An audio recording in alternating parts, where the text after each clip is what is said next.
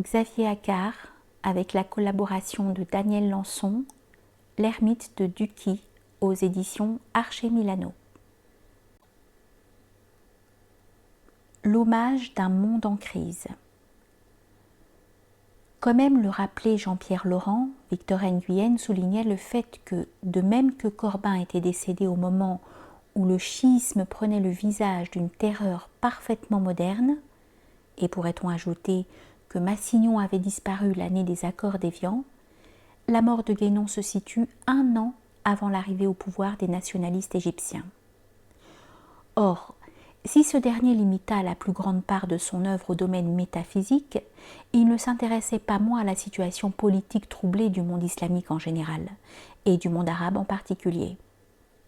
On peut ainsi se demander si l'addendum de 1948 au texte d'Orient et Occident, dans lequel il distinguait, sans pour autant les séparer, l'Orient mystique et l'Orient géographique, n'était pas lié aux troubles politiques qui affectaient la région. Dans ces conditions, on aurait pu spéculer sur sa réaction aux événements qui allaient bouleverser le pays dont il avait adopté la nationalité. À première vue, le nationalisme n'était pour lui qu'un des phénomènes modernes à l'origine de la ruine de la chrétienté, dont l'avatar arabe devait logiquement jouer le même rôle pour l'islam.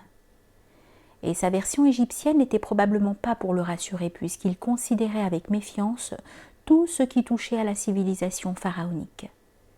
Néanmoins, étant donné la complexité de la situation politique, cela n'empêcha pas Jacques d'Aumale, ou à sa suite Dominique de Roux, de lire, dans une perspective néo-guénonienne, le destin de Nasser comme un geste sacrificiel, quasi inspiré, qui aurait pu défendre l'Égypte du danger d'occidentalisation. L'objet de cette étude n'est cependant pas d'analyser les développements politiques ultérieurs à la mort de Guénon et de spéculer sur sa propre interprétation de la situation, mais d'étudier les réactions que, dans ce contexte historique, sa disparition a suscité dans les milieux intellectuels du Caire, et plus spécifiquement dans les milieux francophones.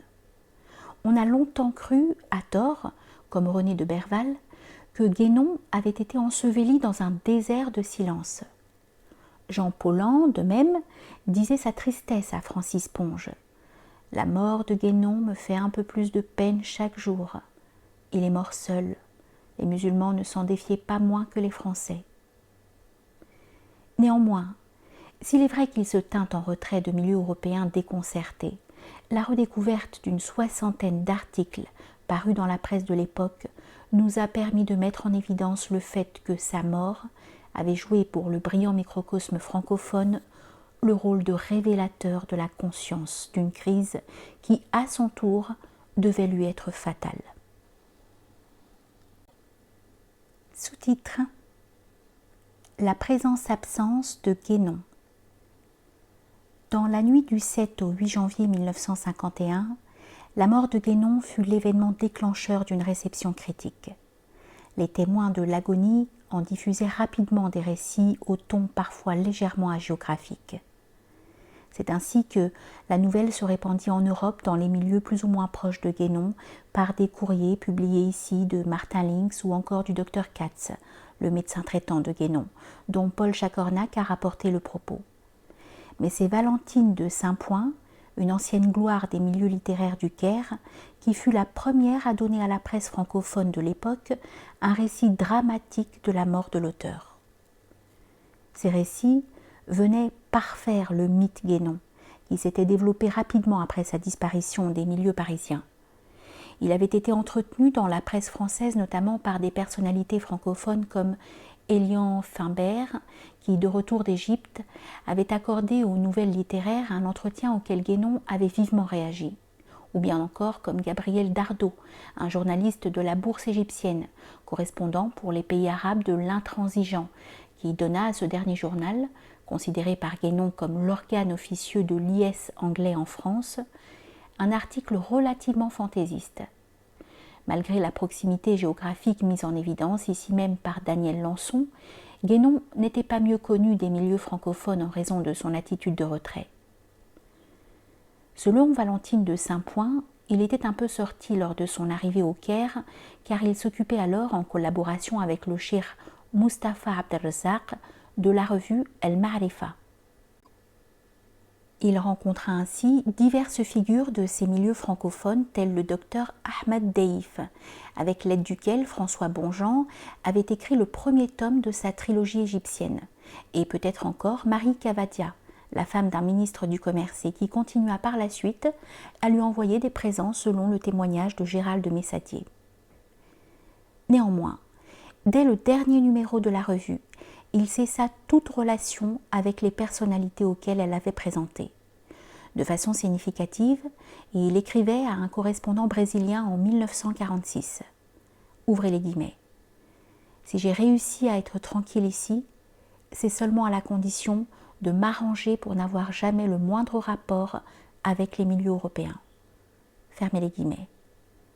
Il refusait de même de recevoir les personnalités de passage désireuses de le rencontrer. Ainsi, lors d'une tournée de conférences au Caire, André Gide se vit-il probablement opposer une fin de non-recevoir, à moins que, comme François Bonjean, il ne parvint pas à contacter Guénon à temps. Cette attitude déconcertait les milieux francophones du Caire, qui d'autre part comprenaient mal son mariage avec une femme simple et sa vie à l'orientale. De plus, ce qu'il percevait comme une conversion à l'islam semble avoir joué en sa défaveur. Ainsi, si on trouve une référence plutôt positive à son œuvre en 1926 dans Les Messages d'Orient, la presse semble être restée assez silencieuse à son propos après son installation au Caire. Ce silence ne fut rompu que par de rapides allusions plutôt négatives. Ainsi, dans La Semaine égyptienne de mars 1946, consacrée à Gide, un critique refusait avec ce dernier une sagesse qui consiste à se retirer du jeu. De son côté, Étiamble, auquel Paulan avait conseillé un an auparavant de le rencontrer, « En Égypte, n'aurez-vous pas l'occasion de voir Guénon ? Voilà un type qu'il vaut la peine de connaître. » écrivit en 1946 dans sa revue Alexandrine Valeur, deux comptes rendus assez négatifs. S'il s'accordait avec lui sur la nécessité de réforme du monde moderne, il ne pensait pas que les mystiques y pussent grand-chose et appelait plutôt à la formation d'humanistes qui s'attelleraient à cette tâche historique. La revue du Caire, qui s'attachait aux échanges entre le monde égyptien et le monde français, et à laquelle participaient pourtant des écrivains comme Émile d'Ermeneghem ou Roland de Renneville, se fit encore, après des années d'un silence écrasant, le porte-parole de ses sentiments de défiance. Jacques Taguerre, à la même époque, évoquait le nom de Guénon avec plus de neutralité dans ses cahiers d'histoire égyptienne. Dans le cadre de la querelle des classiques et des symbolistes autour du temple de Luxor, il l'assimilait néanmoins, un peu hâtivement, à René Schwaller. Il notait aussi la vague de célébrités qu'il avait connue peu avant sa mort. Cette assertion est d'ailleurs confirmée par le témoignage de Valentine de Saint-Point. Elle avait pu annoncer à Guénon l'arrivée de ses ouvrages dans les devantures des librairies du Caire et elle obtint un de ses derniers sourires en lui montrant un article de la Bourse égyptienne sur les danses sacrées de l'Inde, se référant à son œuvre.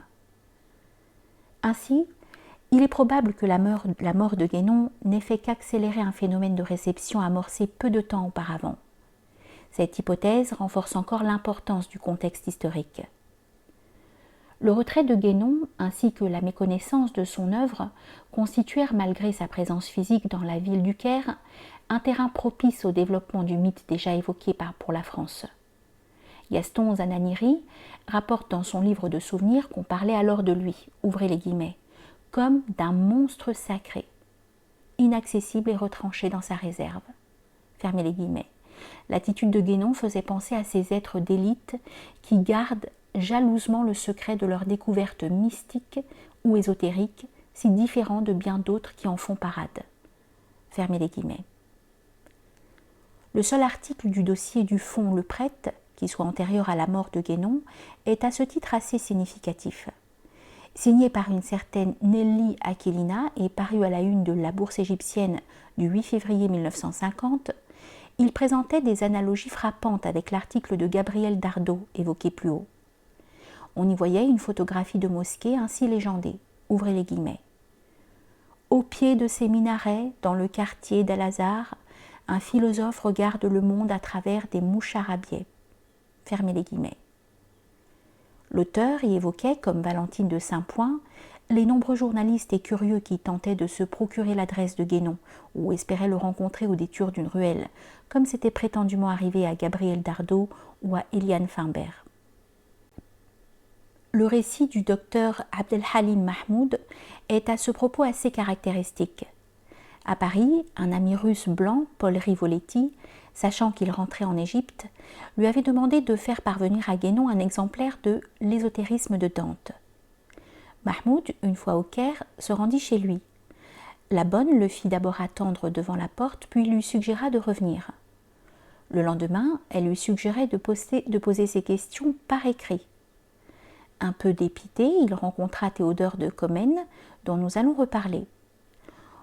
Au fait de l'aventure d'Abdelhalim, il lui demanda de faire une nouvelle tentative et de lui arranger un rendez-vous. Il croisa par la suite Hector Madero, ministre de l'Argentine au Caire, qui lui demanda à son tour s'il connaissait Guénon.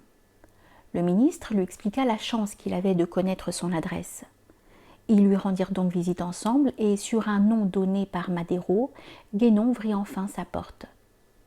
Ils revinrent ensuite le voir à plusieurs reprises et conclut Abdelhalim, par la suite nous parvinrent à le sortir de son gîte et à l'accompagner à la mosquée du sultan Abil Al'a, où nous organisions des cérémonies pour la citation du nom d'Allah. Quelques figures des milieux francophones égyptiens auront néanmoins la chance de le rencontrer. Guénon acceptera de les recevoir à la fin de sa vie, tout en leur interdisant formellement de faire part de leur visite. C'est le cas de 3 personnes qui jouèrent à sa mort un rôle important pour la diffusion de sa pensée. Le peintre Ali Kamal El-Dib, Gabriel Boctor, un critique d'art, et Georges Raymond, expert des beaux-arts auprès du gouvernement égyptien.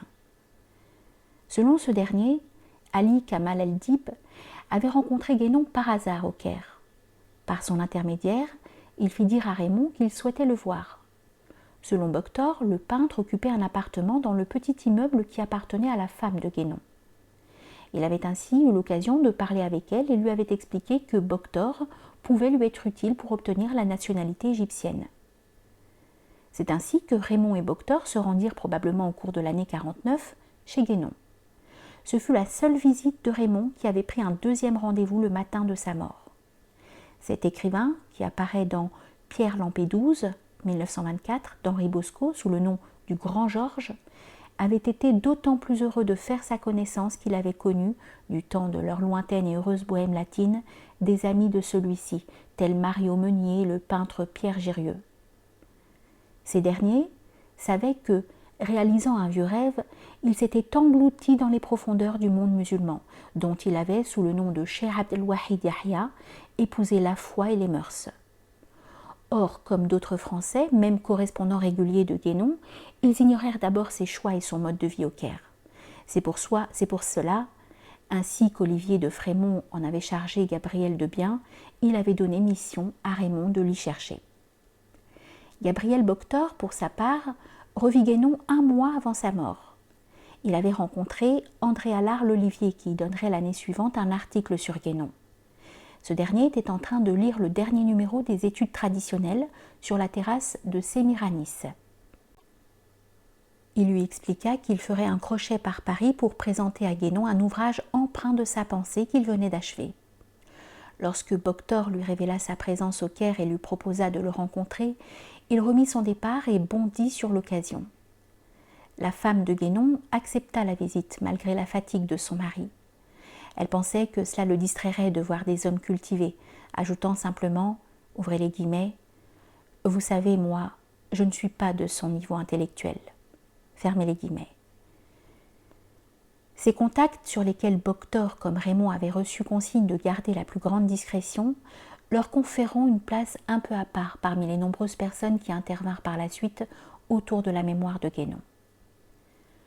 2 Européens enfin ont eu des contacts réguliers avec Guénon et se sont, à la différence d'autres intimes, exprimés dans la presse locale. Nous avons déjà cité le nom du docteur Katz. Chef des services médicaux du lycée français, il avait été introduit auprès de Guénon après des années de patiente attente par Hajj Aboubakar Siraj ad-Din. Ce dernier, plus connu sous le nom européen de Martin Linx vivait dans l'intimité de Guénon. Il fit d'ailleurs l'objet en 1952 d'un article où l'on trouve, de par la faute d'un journaliste incompréhensif, des renseignements assez fantaisistes sur la vie de Guénon. Mais la principale figure est celle de Valentine de Saint-Point, qui joua, jusqu'à sa mort en 1953, le rôle d'intermédiaire entre Guénon et les milieux littéraires francophones, dont elle avait été une grande figure dans les années 20. Ses relations avec lui n'ont jamais cessé. À son arrivée, elle était prévenue. Il ne connaissait personne. Durant sa solitude, il vint chaque semaine passer de longues heures chez elle. Il n'aimait pas parler. Néanmoins, elle ajoutait avec modestie, ouvrez les guillemets, « Ceci dit, pour éviter qu'il soit ajouté à ma légende, je dois déclarer que je ne suis aucunement le disciple ou l'élève de René Guénon. Venu ici il y a 27 ans, j'avais auparavant, dans la tranquillité d'une île méditerranéenne, étudié toutes les religions révélées, exotérisme et ésotérisme, épuisé toutes les traductions des sciences sacrées. Je n'ai pu trouver dans l'œuvre guénonienne que des détails intéressants, mais non indispensables. » Fermez les guillemets. Peut-être parce qu'elle l'avait connu en un autre temps, elle n'eut pas cette réserve et cette déférence commune à d'autres proches. La plupart restèrent, selon la volonté même de Guénon, très discrets sur sa vie et sa personnalité. Les éléments contenus dans ce dossier d'articles de façon éparse en sont d'autant plus précieux. Sous-titre : L'onde de choc de son décès. À la mort de Guénon, ses contacts ayant été tenus secrets, le mythe restait entier. La plupart des membres de la communauté francophone égyptienne ne connaissaient l'homme et l'œuvre que par ouï-dire. Ouvrez les guillemets. On en avait bien entendu parler vaguement, de loin en loin, au cours de l'une de ces conversations qui ne mènent à rien. Fermez les guillemets. Pouvait écrire José Canéry peu après sa disparition. La première nouvelle de celle-ci fut donnée le 9 janvier par Valentine de Saint-Point dans le Journal d'Égypte et par Gérald de Messadier dans la Bourse égyptienne. Ainsi informé, Gabriel Dardot, devenu directeur de l'AFP au Caire, envoyait une dépêche puis un feature sur l'événement. La France et le monde apprenaient ainsi la nouvelle et dès le 10 janvier, Paul Serran annonçait l'événement à la une de Combat. Le 16, François Bruel, dont l'article de Carrefour fut repris un mois plus tard par l'Égypte Nouvelle, soulignait le fait que nul parmi ses amis et ses anciens lecteurs n'avait prévu que les agences de presse et la radio jugeraient sa mort digne d'être annoncée, tant il vivait éloigné de toute publicité et faisait peu parler de lui. Fermez les guillemets. Et en effet, en France comme en Égypte, la mort de Guénon déclencha une étonnante onde de choc. On le sent dans une lettre fiévreuse d'Allard Olivier publiée par l'Égypte Nouvelle. Ouvrez les guillemets. Ce n'est que maintenant que l'œuvre de cet homme va vraiment rayonner. Il y a quelques semaines, j'ai été pressentie par l'Association des écrivains pour donner une conférence. J'hésitais quant au sujet. Aujourd'hui, aucune hésitation n'est possible, je parlerai de Guénon. Fermez les guillemets. Le 19 janvier, annoncé la veille par un encart dans la bourse égyptienne, eut lieu une cérémonie plus élargie au cimetière. Y assista notamment le journaliste littéraire André Rousseau, de passage en Égypte pour une série de conférences, qui devait ensuite évoquer à 3 reprises la figure de Guénon dans Le Figaro. José Canéry restituait ainsi l'ambiance de ces jours. Ouvrez les guillemets. Il a fallu que cet admirable métaphysicien mourût et fût porté en terre pour que ses contemporains apprissent d'un coup son existence et son décès. Alertés par des voix amies, quelques rares familiers de sa pensée et encore d'un aspect seulement de cette pensée par instant hermétique, s'étaient empressés au cimetière musulman de Darassa pour apporter à sa veuve, Madame Fatima Bent Mohammed Ibrahim, l'hommage de leur ferveur et de leur regret. Cette mort qui nous avait pris à l'improviste, cette buée d'émotions qu'elle avait suscitée, les mots, les gestes ou tendres ou pathétiques qui en avaient escorté la tardive mélancolie. Dès qu'il eut rendu le dernier soupir, les aspirations, les vocations, les apostolats se sont soudain multipliés comme nuées de sauterelles sur sa tombe. Fermez les guillemets. Une réaction très significative fut celle d'un personnage qui jouissait d'un grand prestige dans les milieux égyptiens. Théo Stéphanopoli de Comnène, commandeur de l'ordre d'Ismaël le Grand, officier de la Légion d'honneur, membre de l'Institut d'Égypte, délégué permanent de la mission laïque dans les pays arabes. Il avait tenté de rencontrer Guénon. À sa mort, en qualité de proviseur du lycée franco-égyptien d'Héliopolis et au nom de la mission laïque, il offrit à sa femme de prendre à sa charge l'instruction et l'éducation complète de leurs enfants. L'Égypte nouvelle le remercia au nom de ses lecteurs. Après hésitation, Guénon s'opposait de son vivant à ce que ses enfants fréquentent un établissement d'enseignement dirigé par les Occidentaux. Sa veuve accepta et ils commencèrent à y étudier le lundi 5 février 1951. Cette brusque réaction, qui suivait un silence presque total, fut aussi très manifeste dans la presse francophone locale.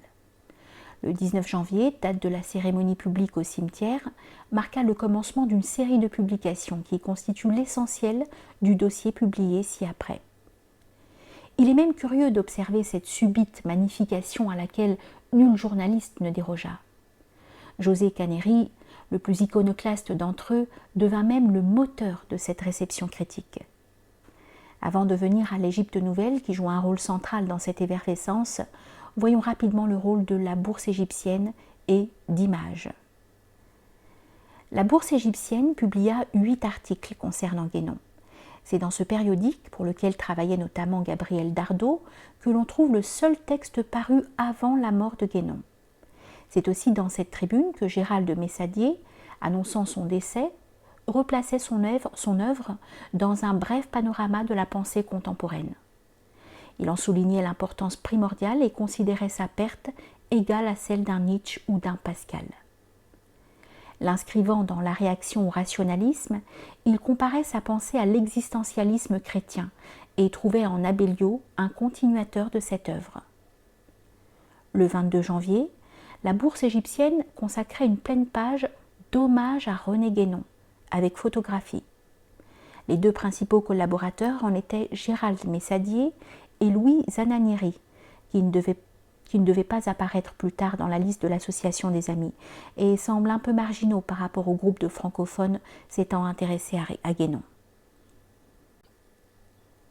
En second lieu, il faut évoquer la revue Images, entre 1929 et 1973.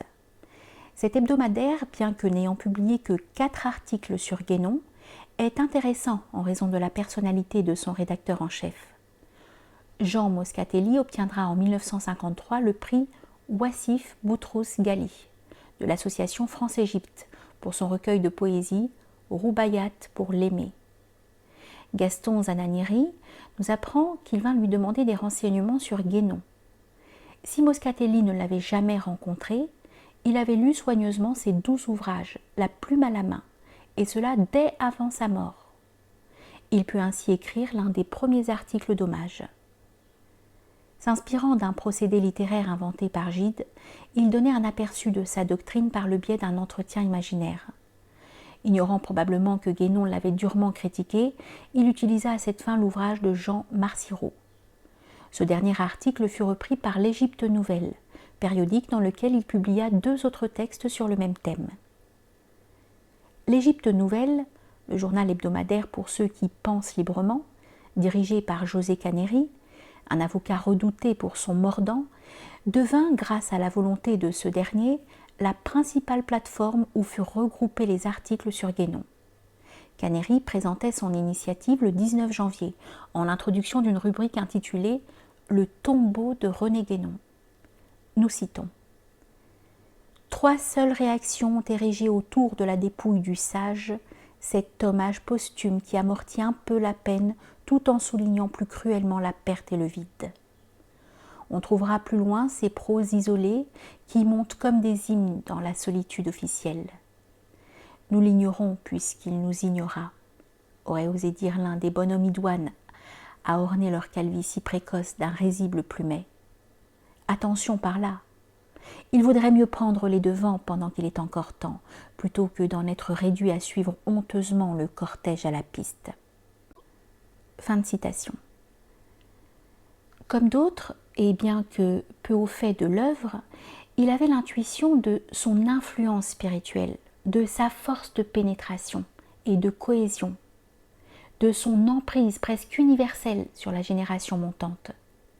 Néanmoins, il se rendait compte de la totale ignorance dans laquelle se trouvaient les milieux égyptiens devant la double énigme de sa doctrine et de sa vie. Et cela lui apparaissait d'autant plus cruellement qu'il était persuadé que les humanistes du monde entier connaissaient son œuvre. Nous avons beau habiter le centre où Guénon a vécu, remarquait-il. Nous avons beau être domiciliés un quart d'heure à peine en taxi de la villa où il est décédé. Nous avons beau posséder des amis communs qui, sans être au courant de tout, savaient pourtant pas mal de choses.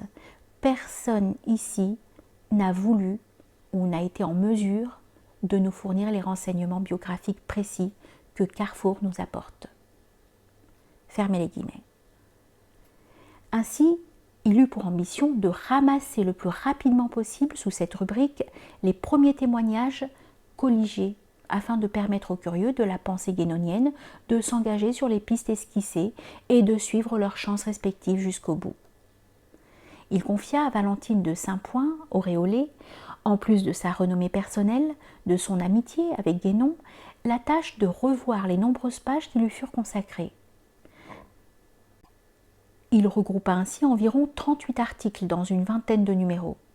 Il publia à la fois des textes inédits et des articles parus dans d'autres périodiques égyptiens. Il reprit des textes de la presse française comme l'article de François Bruel, un extrait de l'hommage à André Gide d'Henri Bosco, et les articles de Léopold Ziegler et de Paul Chacornac parus dans le numéro spécial des études traditionnelles. Il publia encore des lettres de journalistes étrangers tels André Allard-Lolivier et René de Berval. On peut diviser son entreprise en 4 périodes. De janvier à février 51, il créa une rubrique appelée le tombeau de René Guénon. De décembre 51 à début 52, il annonçait la réunion des amis de Guénon et ouvrit jusqu'en février une rubrique intitulée Commémoration de René Guénon. Il y publia notamment des allocutions prononcées à cette occasion. De janvier à février 53, lors de la deuxième commémoration de la mort, il servit de tribune à l'association des amis. En mai, il se faisait l'écho d'une correspondance entre Moscatelli et Berval à propos de la réception de Guénon en Égypte. En octobre, il publiait un article concernant la bibliothèque de Guénon. En 54, il accueillait encore 2 articles lui étant consacrés. Le premier était une vue assez ironique et distanciée des débats tenus lors de la 3e commémoration. Le second, le 30 avril, un texte de Boctor à propos du livre d'Abd el-Halim. L'Égypte nouvelle se fit donc l'écho, comme nous l'avons évoqué rapidement, de la 2e grande action entreprise autour de l'œuvre de Guénon dans ces milieux. L'association des amis à laquelle Kannéry, bien qu'il travaillât en phase avec ses membres, n'a, semble-t-il, jamais appartenu. Sous-titre : Une tentative d'organisation autour de l'œuvre. Dès janvier 51, dans Images, Gabriel Boctor évoquait un projet de regroupement des lecteurs de Guénon. Ouvrez les guillemets. Car il ne fait aucun doute que les amis de la pensée guénonienne ne sauraient tarder à se grouper dans le monde bouleversé que nous vivons, apportant un souffle de paix et de sérénité, un souffle de concorde entre l'Orient et l'Occident, séparés par tant de malentendus. Fermez les guillemets. Une première étape dans la réalisation de ce projet fut la commémoration de la mort de Guénon. José Kannéry l'annonçait en décembre 51 et lançait une invitation aux Français résidant au Caire. Les efforts de Gabriel Boctor et de Ali Kamal el-Dib triomphèrent finalement de certaines résistances et furent couronnés de succès. La réunion se tint le 8 janvier 52, entre 19 et 20 heures, à la Villa Fatima, en présence de la femme de Guénon. Il eut une influence inattendue et la présence remarquée car spontanée de Didier Raguenet, 2e secrétaire à l'ambassade de France, et de Jacques Taguert, conservateur de la bibliothèque privée du roi. Après lecture de quelques versets du Coran, Ali Kamal el-Dib, Valentine de Saint-Point, Georges Raymond, Jean Moscatelli et le docteur Katz firent des allocutions qui furent publiées dans l'Égypte nouvelle. Néanmoins, ce n'est qu'à l'occasion du 2e anniversaire de sa mort que les amis de René Guénon s'organisèrent officiellement. Une réunion eut lieu le 8 janvier 1953, Villa Fatima, à 19 h, au cours de laquelle se fit jour la volonté de créer une association. Ali El-Dib, Gabriel Boctor, Igor Volkov, le docteur Katz, Jean Moscatelli, Madame Weber, une journaliste française de passage, et Robert Blum furent les principaux animateurs d'une discussion qui en jeta les fondements. À l'issue de cette rencontre, fut procédé à l'élection d'un comité provisoire composé de Ali El-Dib, Gabriel Boctor, Ramadan Radwan, le docteur Katz, Jean Moscatelli, Igor Volkov. Ce comité se réunit Villa Fatima le 15 janvier pour définir les grandes lignes de l'action à mener. C'est seulement lors de cette 2e réunion que fut créée l'association, dont fit aussi partie maître Mouin El-Arab, co-tuteur des enfants de René Guénon. Les amis de Guénon savaient qu'il occupait une position privilégiée. Leur association avait vu le jour dans cette ville où Guénon avait élu domicile précisément, sous-entendait-il parce qu'elle était naturellement l'intermédiaire entre l'Orient et l'Occident. Il se réunissait d'autre part dans la maison de Guénon, où, nous apprend Volkov, sa femme mit à leur disposition, lors de la 2e réunion, la bibliothèque dont elle avait jusque-là défendu l'accès. Cela donnait au groupement une légitimité très forte. Ouvrez les guillemets. Aucun des groupements similaires qui existent par le monde n'aurait pu souhaiter lieu de réunion ou d'isolement plus enviable. Fermez les guillemets, insistait Volkov. Fort de cette position, les amis de Guénon tentèrent de se mettre en contact avec les autres foyers de la pensée guénonienne de par le monde.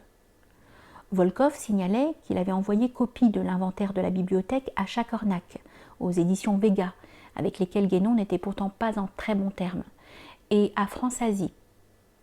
Dans le même état d'esprit, les amis de Guénon défendirent leur existence avec beaucoup de susceptibilité.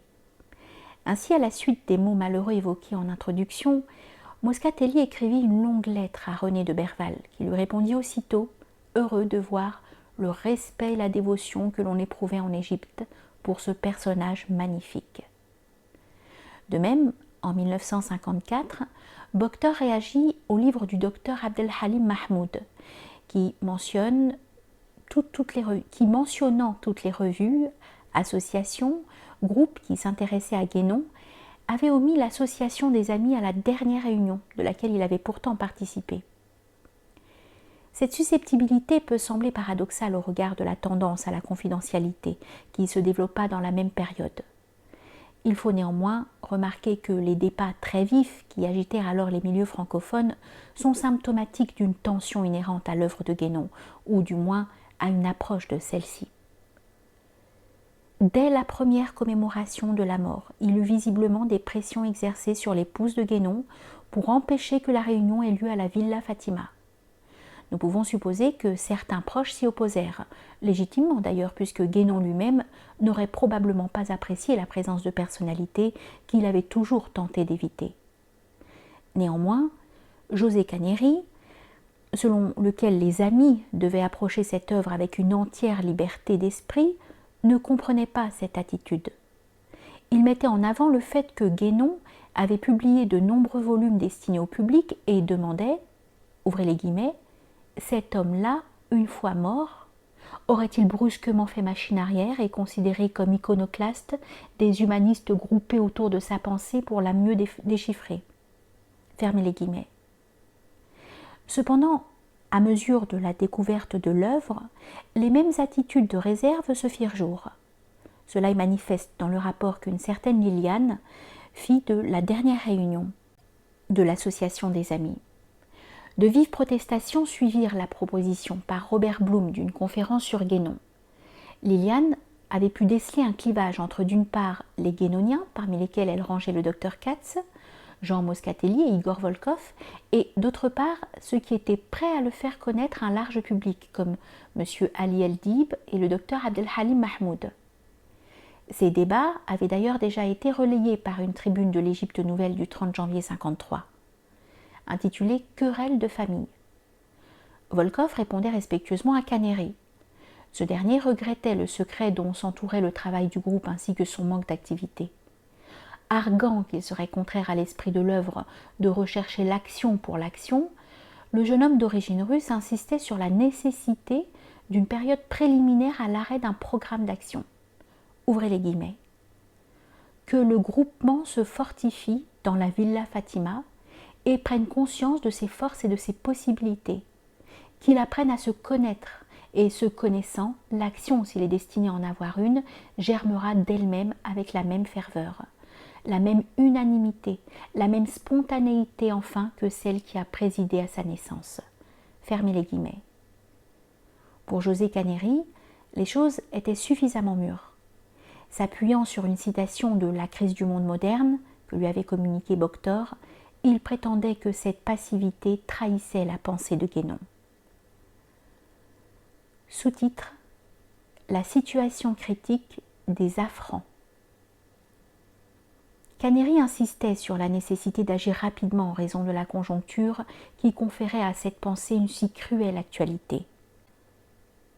L'atmosphère politique devenait intenable en cette communauté d'allogènes viscéralement attachés à la terre d'Égypte, sentait son existence menacée à court terme. C'est dans cette perspective que l'on doit comprendre la façon dont ces Afrans se sont saisis de l'œuvre de Guénon et ont assigné à leur association le but de la déchiffrer, de la défendre et de la diffuser. Cette doctrine leur apparut comme une ultime chance de gérer leur rapport avec cet Orient qu'ils portaient pour partie sur eux-mêmes.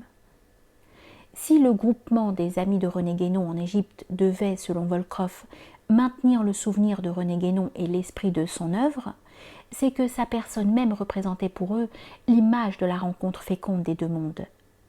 Il avait accompli, comme avait pu l'écrire un journaliste français, entre guillemets, bien mieux que Gide et que Léoto ou que quiconque de cette génération, la mission d'accueil et d'intégration qui caractérise la vertu française de l'universel.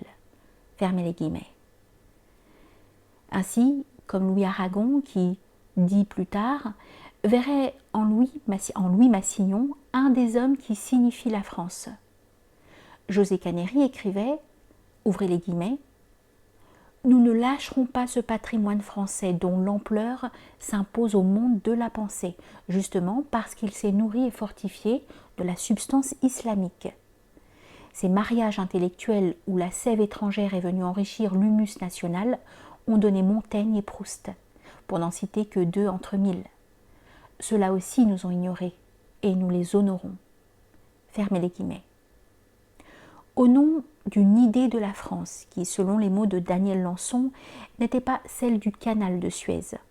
Il exprimait encore cet attachement à Guénon dans la nécrologie de Valentine de Saint-Point. Ouvrez les guillemets.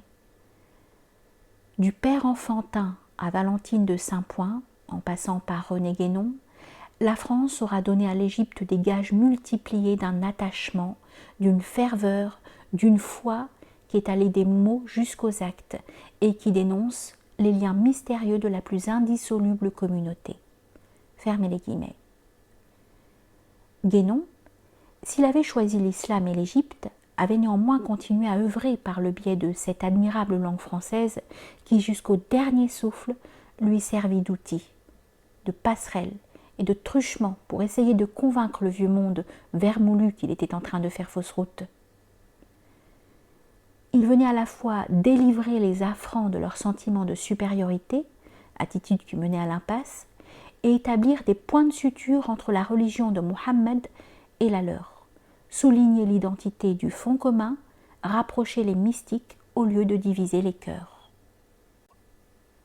Boctor illustrait cette action de rapprochement et de compréhension entre les différentes communautés égyptiennes qui devaient bien finir par se comprendre et s'aimer pour à la fin survivre, par des exemples concrets.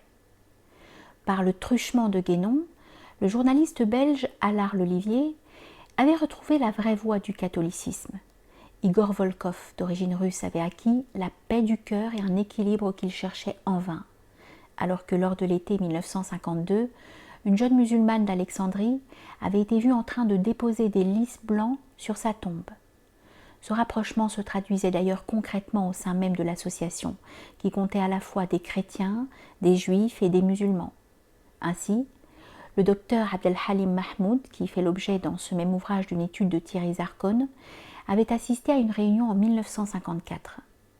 Devant l'intérêt de ses élèves pour l'œuvre de Guénon, ce professeur de théologie à El-Azhar l'avait inscrite au programme. Lui-même avait préfacé une édition de Al-Munqid min al-Dalal de l'imam al-Ghazali par un texte sur la logique de la mystique largement inspiré de Guénon. Devant le succès qu'avait rencontré l'ouvrage, il avait ensuite publié une analyse plus détaillée de l'œuvre dont il avait, pour la première fois en arabe, traduit et commenté quelques pages. Il réalisait ainsi partiellement un souhait de Guénon, qui, peu avant sa mort, avait confié à Ali El-Dib et Gabriel Boctor sa peine de ne pas voir ses livres traduits en arabe, notamment Orient et Occident. C'est ainsi que, de son côté, l'Association des Amis envisageait dès 1953 la traduction de l'œuvre. Boctor souhaitait commencer cette entreprise par la traduction de ce dernier ouvrage, dont le titre évoquait de façon si directe leurs préoccupations du moment. Il est d'ailleurs significatif que, autour de l'œuvre de Guénon, se soient noués des liens entre les intellectuels préoccupés par la question des rapports Orient-Occident. Ainsi, en 1954, Jean Moscatelli accueillait au nom de l'Association des Amis Jean Ballard, le directeur des Cahiers du Sud, et le menait à la Villa Fatima. René de Berval, directeur de France-Asie, se réjouissait pour sa part d'avoir pu établir un contact avec des intellectuels égyptiens. Il voulait lui donner suite, l'urgence étant, à son sens, grande de coordonner tous leurs moyens pour conserver à l'être ce qu'il a de plus intangible et de plus pur, son esprit, qui ne peut et ne doit être atteint. Au-delà, cette œuvre aurait-elle pu jouer un certain rôle d'orientation politique ? Il faut remarquer que Guénon se tenait en amont du politique et que l'on sait dire même les principes qu'il exposait pouvaient donner lieu à des applications très diverses en fonction des conditions de milieu et des raisons d'opportunité. La complexité de cette articulation était encore renforcée par l'attention variable accordée par ses lecteurs aux lois cycliques. Ainsi, en matière religieuse, sa doctrine semble avoir eu partie liée avec des politiques de réforme. Thierry Zarcone le montre dans son étude sur Abdelhalim. Mais ce fut aussi le cas pour l'action de Cheikh Mostafa Abdelrazak, avec qui Guénon avait créé l'éphémère revue Al-Ma'rifa. En 1945, le roi Farouk, rompant avec les statuts fondamentaux d'El-Azhar, il n'avait pas les titres requis, l'avait nommé par décret au rectorat de l'université dans le but de réformer cette vénérable institution. Et ce dernier avait commencé son œuvre, brutalement interrompue par sa mort en 1947, par ces mots. Ouvrez les guillemets. Tradition n'est pas routine. Fermez les guillemets. Pour toutes ces raisons, la doctrine exposée par Guénon était susceptible d'inspirer des politiques très différentes, ce que confirme l'intérêt que lui manifestèrent les leaders des différents régimes qui se succédèrent en Égypte. Elle avait intéressé le roi Farouk qui, selon le témoignage des proches de la famille, fit, après sa mort, une visite à la Villa Fatima. En repartant, il emporta avec lui L'homme et son devenir selon le Vedanta, prélevé dans la bibliothèque du défunt. Au début du nouveau régime, ouvrant la deuxième commémoration de la mort de Guénon, Ali El-Dib, qui était en étroit contact avec le haut commandement militaire, avait pu annoncer aux personnes présentes que le Léva président Mohamed Neguib s'intéressait à une fondation Orient-Occident. Enfin, toujours selon des témoignages de la famille, Nasser témoigna une certaine sympathie pour cette œuvre. On serait a priori tenté d'analyser celle-ci comme la manifestation d'un certain anti-occidentalisme paradoxal et, en dernière analyse, superficiel. Néanmoins, Jacques Daumal suggérait en 1967 une interprétation plus subtile selon laquelle l'occidentalisation n'était qu'une arme de défense d'une civilisation encore traditionnelle. Le socialisme arabe devait en même temps par une réimprégnation dans la véritable spiritualité traditionnelle, franchir une nouvelle étape de son développement pour à terme féconder le socialisme marxiste en l'enrichissant et en stérilisant sans violence ses éléments négatifs. Gabriel Matzneff tranchait à la même époque de façon plus cinglante. Ouvrez les guillemets. S'il est un penseur européen qui peut aider le monde arabe à ne point s'inféoder à la chiennerie occidentale et à demeurer fidèle à soi, ce n'est pas Marx, mais Guénon. Fermez les guillemets. Après la prise de pouvoir de Nasser en 1954, année où précisément s'arrête le dossier de presse du fonds Le Prête, nombre de francophones allaient progressivement opter pour l'exil, d'autant plus que la tension s'accentua en 1956. L'œuvre et la figure de Guénon jouèrent donc comme révélateurs de la conscience de crise d'une communauté à cheval sur deux mondes et qui sentait son heure approcher. Elles prirent brusquement une importance symbolique telle que, dès 1953, les cahiers d'histoire égyptienne, dont la finalité était d'étudier l'histoire de l'Égypte contemporaine, se proposèrent d'éditer une correspondance de Guénon. Empreint d'un humanisme qui avait pu être celui d'un François Bonjean dans l'entre-deux-guerres et qui était encore celui d'un Étiamble, ces écrivains appréhendèrent cette doctrine non dans une perspective initiatique, mais comme cela avait été le cas en France autour de 1924 à 1926, en tant que réponse à la question des rapports entre l'Orient et l'Occident. Dans ce cadre, Guénon lui-même n'apparaissait plus aux yeux des francophones égyptiens comme un renégat, ainsi qu'avait pu le qualifier André Rousseau, et comme l'avaient d'abord probablement considéré nombre d'entre eux, mais comme le fruit précieux de la rencontre du génie français et de l'esprit oriental. Xavier Accart.